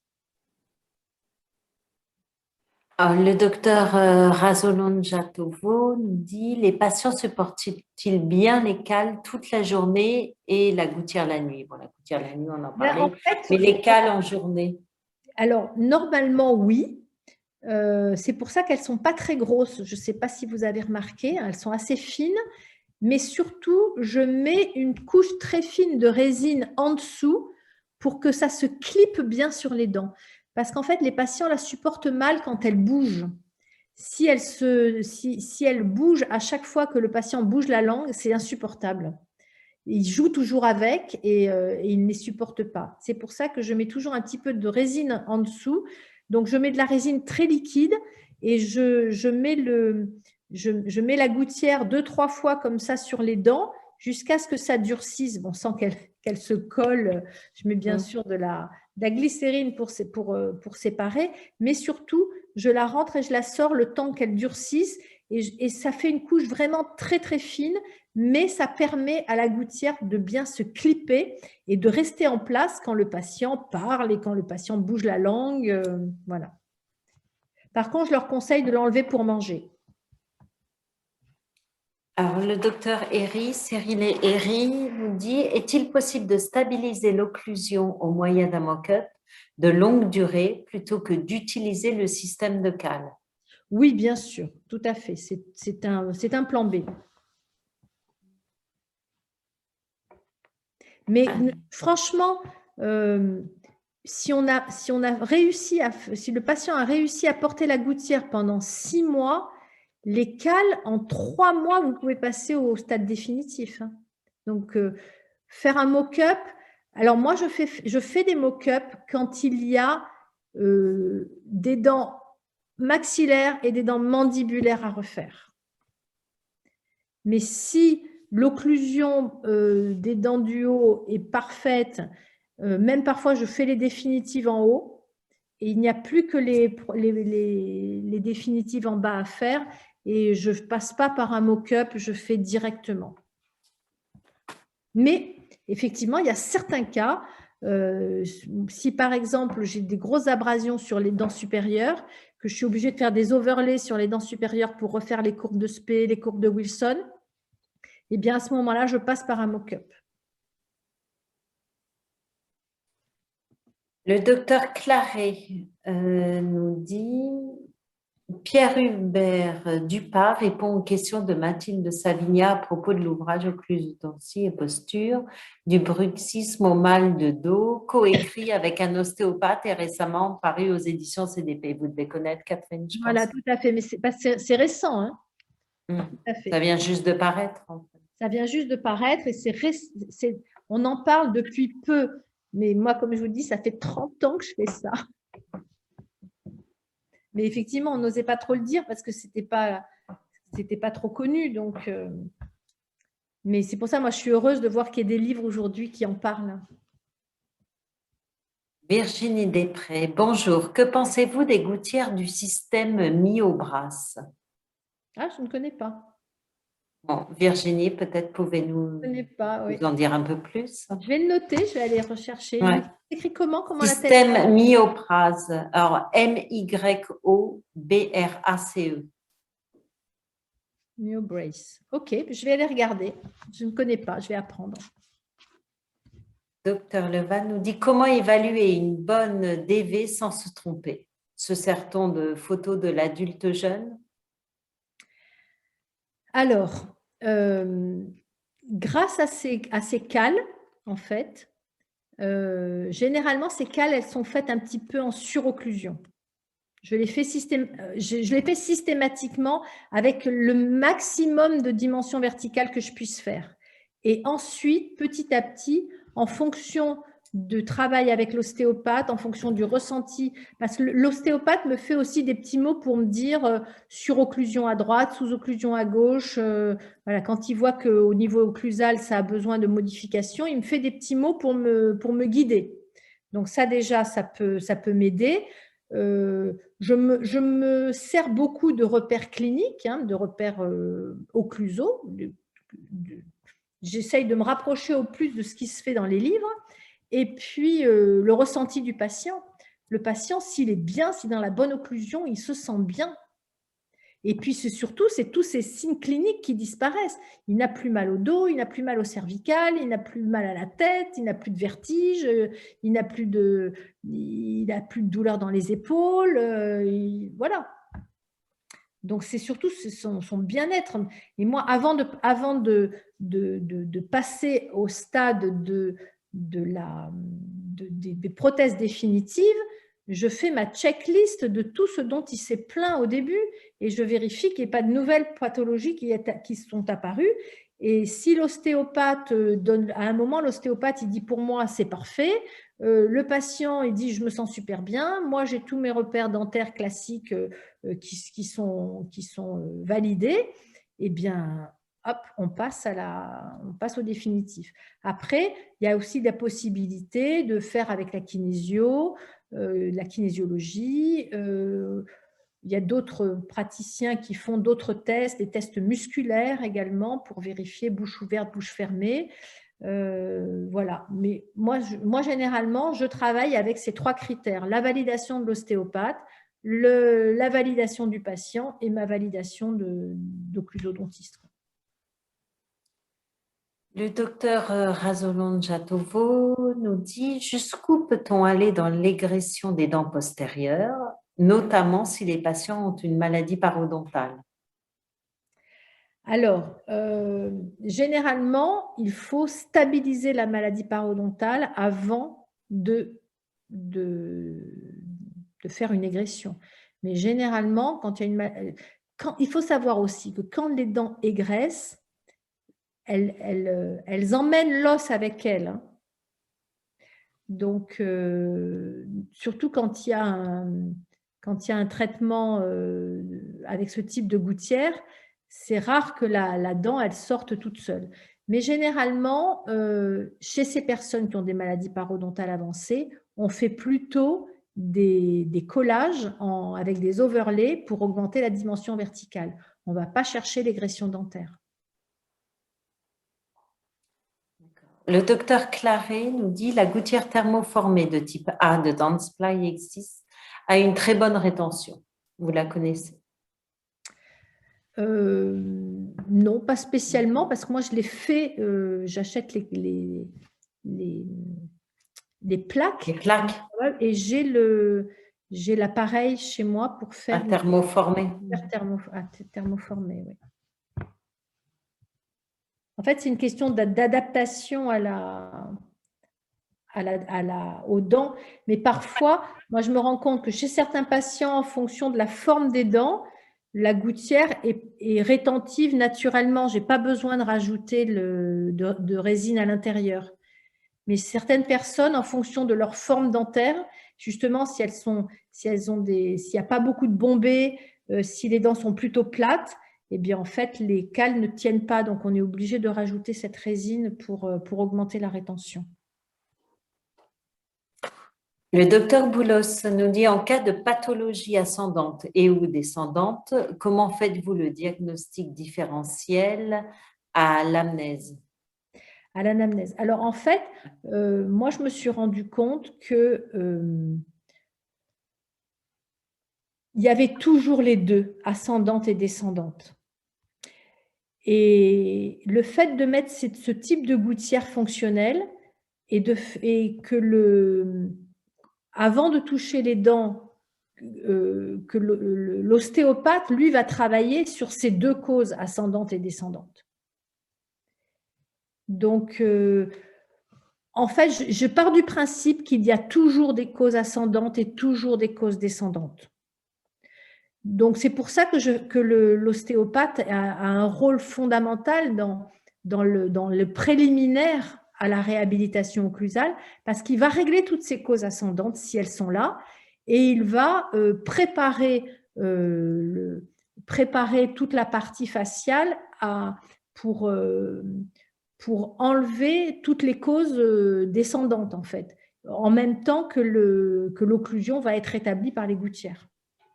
Et si on ne parle pas d'anamnèse, justement, Comment ça, si on ne parle pas d'anamnèse?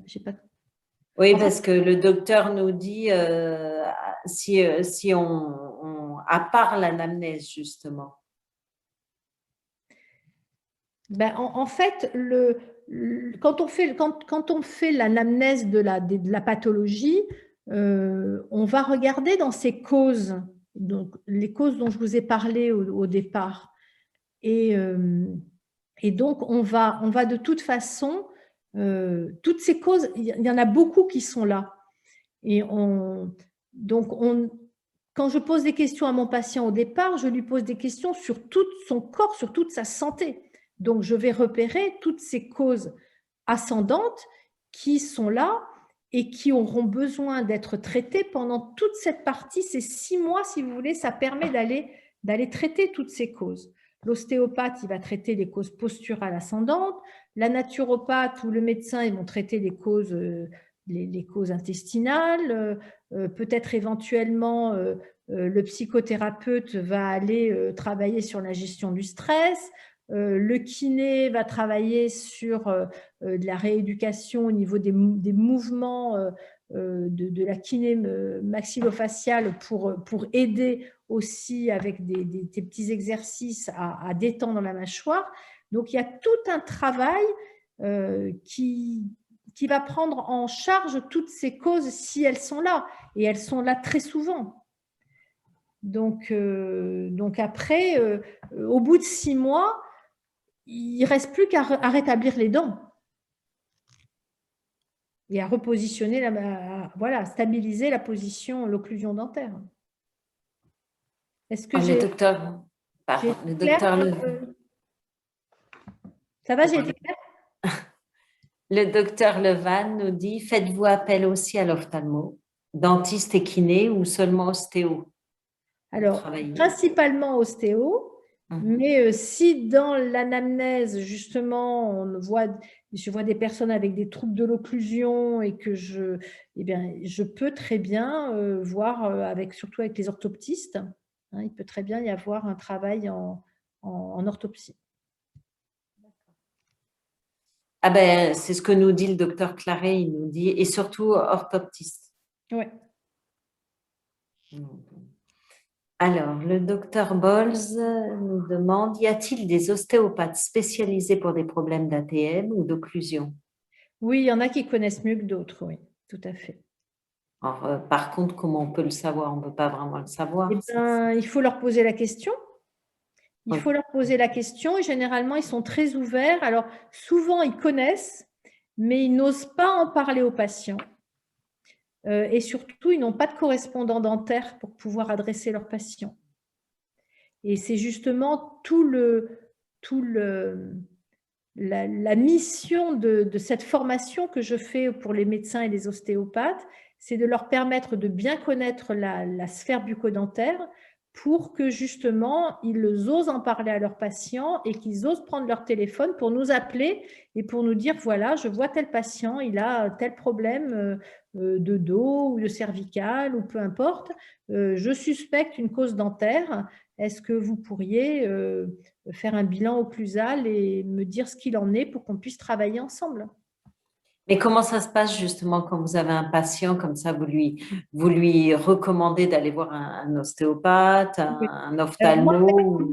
mais ma patientèle est un petit peu particulière parce Oui, oui. qu'ils viennent tous me voir pour les médecines naturelles. Donc, ils ont tous Donc, un ils ont ostéopathe, ils l'habitude. ont tous une naturopathe. Bien sûr. Donc, Oui, oui, oui, c'est vrai. j'ai pas trop à les pousser. Mm. Mais sinon, moi, j'ai 3-4 ostéopathes avec qui j'ai l'habitude de travailler, qui connaissent bien cette méthode de travail avec les activateurs. Et donc, les patients, souvent, même parfois, ils ont un ostéopathe et ils disent, bah, écoutez, non, pour ce traitement, je préfère quelqu'un que vous connaissez, en qui vous avez confiance, parce qu'effectivement, on Ouais. ira beaucoup plus vite, parce que quelqu'un qui connaît la méthode, voilà, on va tout de suite au but et on avance beaucoup plus vite. Mais sinon, moi, ça m'arrive de téléphoner à l'ostéopathe justement du patient pour lui expliquer ce que je vais lui faire et on fait un travail de collaboration et c'est très enrichissant pour tout le monde, hein. Et puis, c'est surtout que le patient qui est au cœur de ce travail pluridisciplinaire qui bénéficie de compétences multiples. Là, on est à fond dans la dentisterie holistique, justement. Oui, parce qu'en fait, ce qu'il faut comprendre, c'est que un patient qui a un problème de santé, ce n'est jamais une seule cause. Et donc, on a vraiment besoin. Et en plus, l'occlusion, vous avez vu sur ce premier schéma qui est vraiment fondamental et qui doit rester vraiment ancré dans votre mémoire, c'est que les problèmes d'occlusion, les serrements de dents, les bruxismes sont multifactoriels. Et donc, on a vraiment besoin d'une équipe pluridisciplinaire autour des patients pour les prendre en charge. Un psychothérapeute, parfois un hypnothérapeute, un posturologue, un ostéopathe, un naturopathe, un médecin. Voilà, donc c'est passionnant de travailler en groupe comme ça, hein, tous ensemble. Alors, je crois qu'on a une autre question. Alors, docteur Laurent nous dit, l'onychophagie perturbe aussi l'occlusion. Alors, onychophagie, excusez-moi. Je ne peux pas vous aider là, sincèrement. Docteur, vous pouvez nous en dire un peu plus? C'est pas quand on se mange les ongles?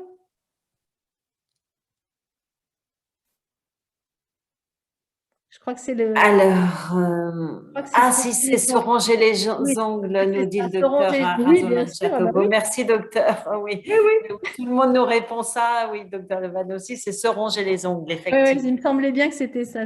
Merci à tous. Et oui, bien sûr. Oui.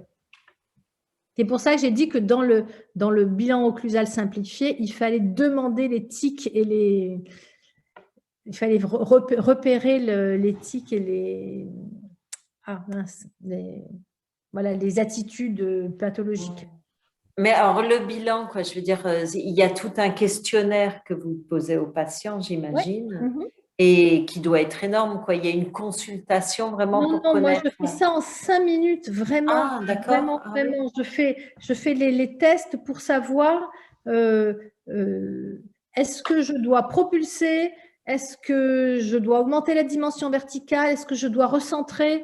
Voilà, déjà, rien Hmm. que ça, lors de la première consultation, ça me permet de visualiser le futur de la bouche et même parfois de le montrer au patient.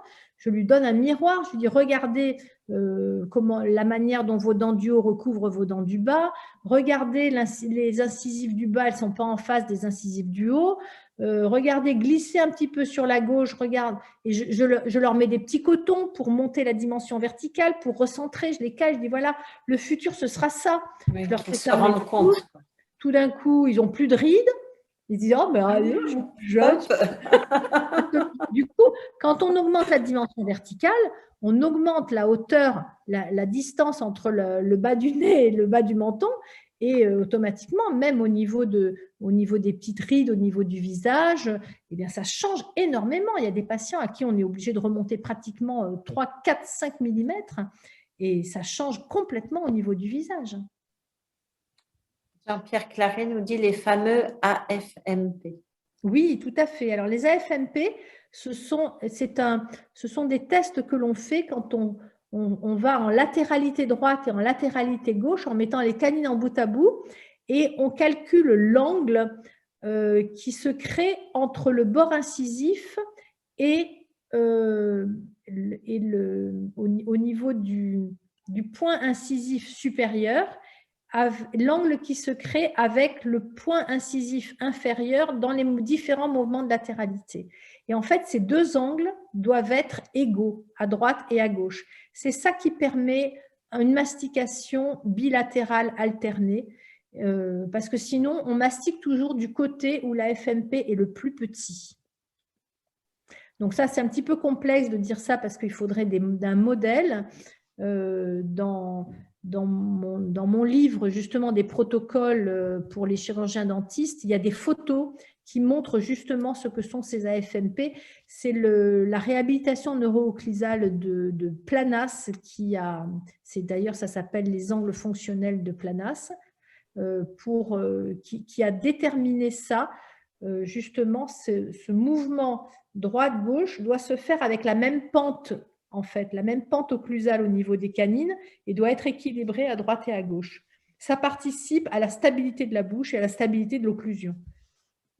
C'est-à-dire qu'en fin d'occlusion, une fois que tout a été réhabilité, il faut que ces AFMP soient équivalents à droite et à gauche. C'est un des objectifs d'une occlusion stable.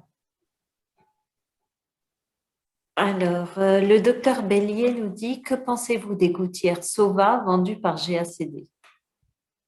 Et bien pareil, je ne connais pas. Je vais aller regarder. Ça s'écrit comment, Sova? SOVA. D'accord. Le docteur Boulos nous dit, faites-vous appel aussi au service des orthodontistes? Ah ben oui, bien sûr. Ben oui, parce que une fois que j'ai réhabilité l'occlusion, que j'ai recentré, que j'ai mis la bonne hauteur, parfois on se retrouve avec des dents qui ne sont pas du tout en face et que l'on ne pourra jamais remettre en occlusion. Donc, à ce moment-là, parce que moi, il y a une chose qui est importante, c'est que quand un patient arrive avec plein de pathologies à distance, c'est-à-dire qu'il a mal au cervical, qu'il a mal au dos, qu'il a des migraines, qu'il a des douleurs au niveau des ATM, des acouphènes ou des choses comme ça, je pense que partir directement sur un traitement d'orthodontie va aggraver tous ces symptômes. Donc, je préfère toujours faire 6 mois d'articulateur, bien repositionné. Comme ça, je montre à l'orthodontiste, je dis voilà l'objectif final. Donc, il arrive avec ses petites cales, il est recentré, il a une bonne dimension verticale, il est parfois propulsé, il est même souvent propulsé. Et l'orthodontiste a une image du futur de ce qu'il doit faire. Et comme ça, il va pouvoir faire son traitement d'orthodontie. Il part sur des structures musculaires et tendineuses qui sont détendues. Le patient n'a pas de douleur associée Et donc, il démarre un traitement d'orthodontie vraiment dans d'excellentes conditions. Et vous avez des bons rapports avec les orthodontistes, quoi, je veux dire, de toute, Oui, bien sûr. ça leur pose pas de J'ai problème même que un vous... orthodontiste dans mon cabinet et on Oui, travaille. oui, oui, parce que vous travaillez avec lui, mais tous les orthodontistes sont ouverts comme ça. Écoutez, j'espère pour eux, pour les patients, parce que voilà. De toute façon, on travaille en collaboration. L'orthodontiste, lui, il ne s'occupe pas de toutes ces douleurs Hum. parallèles. Moi, souvent, je récupère des jeunes qui ont eu des traitements d'orthodontie, qui ont des acouphènes, qui ont des maux de tête, qui ont des douleurs cervicales. Et voilà. Donc, c'est dommage il faut qu'on travaille ensemble. Donc, si déjà le patient arrive avant de faire de l'orthodontie où il a déjà toutes ces douleurs parasites qui ont disparu, je veux dire, le traitement d'orthodontie sera plus rapide, le patient souffrira moins, il se sera plus stable dans le temps. Il faut qu'on apprenne à travailler tous ensemble. On a chacun des compétences. On ne peut pas tout savoir. Même moi, je ne connais pas tout. Et donc, il faut qu'on travaille ensemble. Dire, bah, tiens, moi, je connais ça. Moi, je peux faire ça. Et ben voilà, c'est… Le docteur Leval nous dit, les déménageurs et autres professionnels de l'effort qui serrent les dents, leur proposez-vous un port quotidien de gouttière? S'ils ont un problème occlusal, effectivement, parce que s'ils serrent des dents, le problème du serrement de dents, il est très pathologique quand il y a un problème d'occlusion. Parce que ça aggrave la distorsion. Quand il y a une latéralité, quand il y a une surocclusion d'un côté, si on serre sur la surocclusion, on serre sur la déviation toute la journée, eh bien, au niveau postural, on va avoir des catastrophes. Donc, d'ailleurs, dans un de mes cours d'occlusodontie, je pense que c'était le cours de dentosophie avec Michel Moreau, une des premières photos qu'il nous a montrées lors du cours, c'est un gamin en Afrique qui porte des sacs sur le dos. Et en fait, ce gamin, pour pouvoir porter, il interférait sa langue entre ses dents. Il était comme ça parce qu'il s'était rendu compte que s'il empêchait ses dents de se toucher, il avait plus de force parce qu'il devait avoir un problème d'occlusion et le fait de serrer les dents en malocclusion lui faisait perdre son tonus musculaire. C'est fou quand même. Ouais. Et d'ailleurs, les sportifs de haut niveau ou les sportifs, voilà, en tout cas qui se challengent avec des résultats, enfin voilà, des objectifs à tenir, quand on les fait courir par exemple, ou on leur fait faire leur performance avec un activateur et ils ont de meilleurs résultats avec l'activateur s'ils ont un problème d'occlusion. D'accord. Ah oui, effectivement. Ça augmente les performances sportives parce que ça augmente le tonus musculaire. Parce que tout simplement, quand on a une mauvaise occlusion, on perd notre tonus musculaire. On perd notre force. Et donc, dès qu'on rétablit l'occlusion, on rétablit son tonus postural et on rétablit son tonus musculaire. Et donc, au niveau des sportifs, ils ont des performances qui sont améliorées s'ils ont une bonne occlusion dentaire. Mais ce qui est dommage, c'est quand un patient va chez un praticien, on ne lui regarde pas forcément l'occlusion, on fait pas. C'est pour ça que je vous parle de tout ça, pour vous dire, mais prenez ça. C'est vraiment dommage. C'est vraiment une réelle valeur ajoutée pour le patient et pas uniquement pour son esthétique dentaire. Ça a une valeur ajoutée pour le corps en entier. C'est pour ça que j'ai commencé cette conférence en vous montrant toutes les conséquences jusqu'à la plante des pieds. Vous avez des personnes qui ont des pieds qui se déforment, des hallus valgus, qui se font à cause de l'occlusion dentaire. Alors, nous avons d'autres questions. Le docteur Razolan Jatovo nous dit si un patient a déjà subi une luxation mandibulaire, on lui fait quand même porter un activateur? Ah oui, tout à fait, bien sûr. Oh oui, ce n'est pas une contre-indication. Au contraire, au contraire. Ah, le docteur Claret dit pas d'activateur, une gouttière très fine. Pour. S'il a subi une luxation mandibulaire. Ben, en fait, s'il a subi une luxation mandibulaire et qu'il n'a pas de perte de dimension verticale, on ne met pas d'activateur. Moi, je ne mets pas d'activateur s'il n'y a pas de perte de dimension verticale. S'il n'y a pas de perte de dimension verticale, je mets une gouttière fine. Mais ça n'a rien à voir avec la luxation, parce que moi, quelqu'un qui a fait une luxation, au contraire, je lui stabilise son occlusion et avec un travail avec un ostéopathe, le fait de propulser la mandibule, ça va permettre au cal osseux de se reconstituer dans la cavité glénoïde et après, l'occlusion est beaucoup plus stable et la personne ne se déboîte plus du tout la mâchoire. Le docteur Herry nous dit, afin de ne pas perdre les repères d'occlusion, comment articuler la réalisation du traitement orthodontique avec le port des cales occlusales? Alors, question très intéressante. En fait, l'orthodontiste doit prendre des empreintes pour garder mémoire du futur. Et en fait, il doit, comme il a ses modèles de départ, il doit avoir ses modèles du final avec les empreintes, avec les cales, même à la limite. De toute façon, à partir du moment où le traitement d'orthodontie est commencé, le patient ne peut plus mettre ses cales. Donc, il peut très bien garder les modèles et garder les cales sur les modèles pour pouvoir toujours se référer au futur qui a été déterminé pour pouvoir faire son traitement d'orthodontie.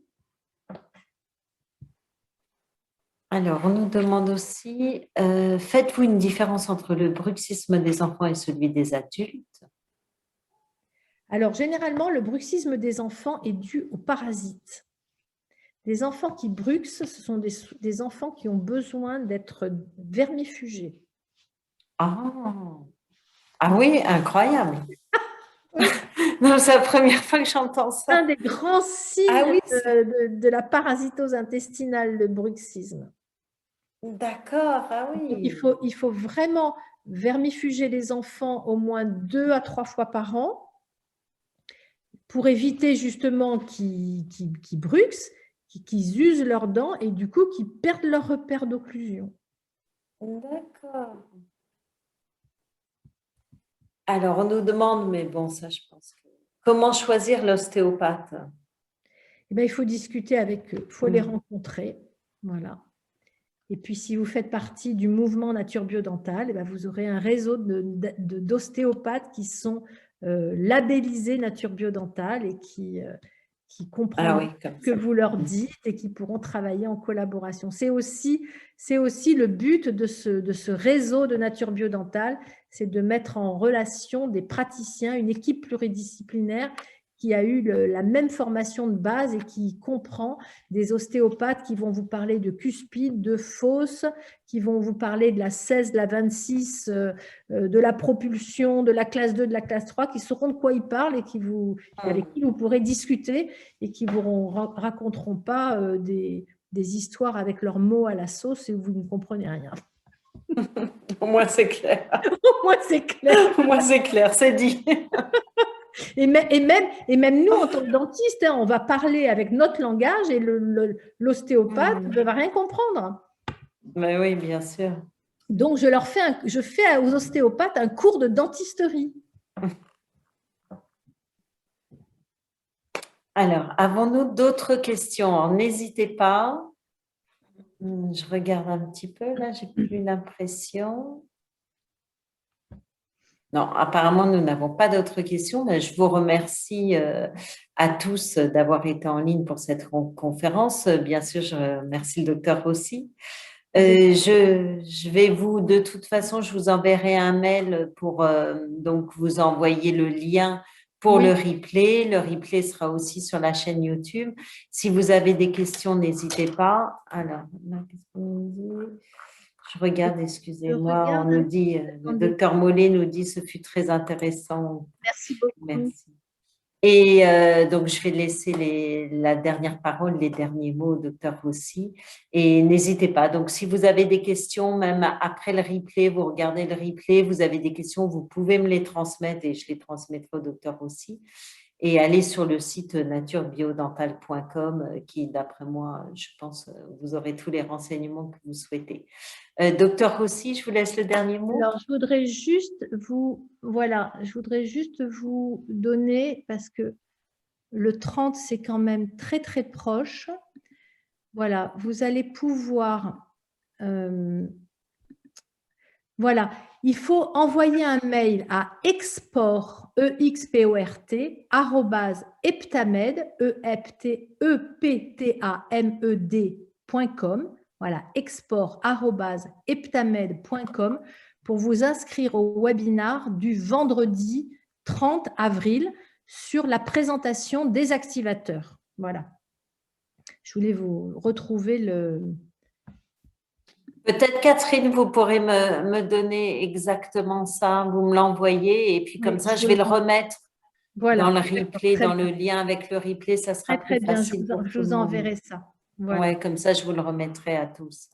Très bien. Bon, bien écoutez, moi, je vous remercie. J'espère que vous avez trouvé ce regard sur l'occlusion intéressant et surtout une vraie valeur ajoutée pour vos patients.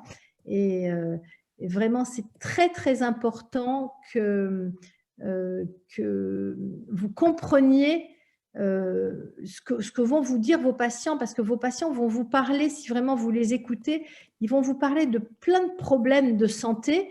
Et si vous arrivez à faire les liens avec ce qui se passe en bouche, vous allez vraiment faire la différence. Et comme je dis, vous allez être un dentiste waouh. Voilà, je vous souhaite une très bonne soirée. Merci beaucoup, Emmanuel, de votre invitation, de votre confiance. Et merci à vous tous d'être toujours aussi nombreux à ces réunions. Voilà. Merci, Catherine. Merci à tous pour votre participation. Et on a d'autres... On se voit au mois de juin. Oui, c'est ce que j'allais dire. Au Oui. mois de juin, on a une autre conférence sur le thème. Ah, là, ça va être le lien entre les stress, les émotions et les dents. Alors là, Ah, énorme. Hein. Je pense que là, il y a énormément de choses à il y a dire. énormément de choses à dire aussi. Voilà. Alors, merci beaucoup. Très bonne soirée, très bonne fin de soirée et surtout, portez-vous bien et à très bientôt et n'hésitez pas pour vos questions. Au revoir. À très bientôt. Au revoir.